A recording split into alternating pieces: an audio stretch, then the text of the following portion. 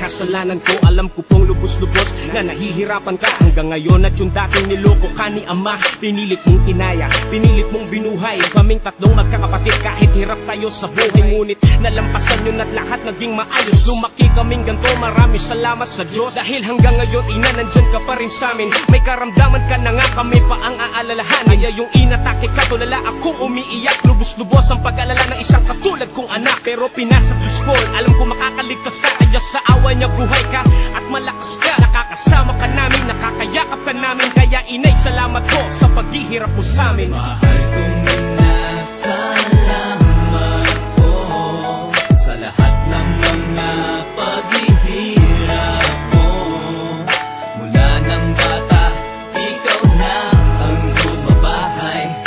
Isang yaman mo po iyon, o aking inay. Naalala ko pa nung ako ay nakulong, mga matang lumuluha sa akin yun nagtatanong, anong ginagawa mo dyan, bakit nandyan ka sa loob? Anong kasalanan mo, parang dibdib mong ay sasabog. Hindi makapagsalita, nangingimi ang iyong labi, nangangatok, nangihina at puro paghihigpit. Pero pagmamahal mo sa akin, di pa rin nadiskare. Kahit alam mo na, nahulihan ako ng barel. Hindi mo ako iniwan, gumawa ng paraan. Pinilit mong nilinis ang aking mga kasiraan. Pinagtanggol mo pa din ako sa mga nanghawa. Kinunsinti mo pa rin ang makasalanan mong anak. Kaya inapatawad ko, ako po'y nagbago na. Masasamang gawain ko ngayon, tinapon ko na. Paglilingkod na lang sa Diyos at magmamahal sa'yo. Babaunin ko ito, mawala man ako sa mundo. Mahal kong ina, salamat po sa lahat ng mga paghihirap mo.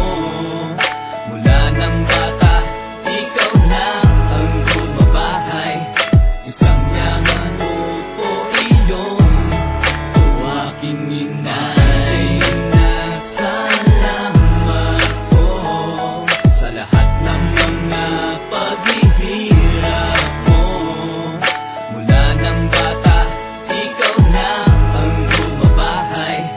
Isang yaman mo po iyon, o aking inay. Mahal kong ina, salamat po sa lahat ng mga paghihirap mo.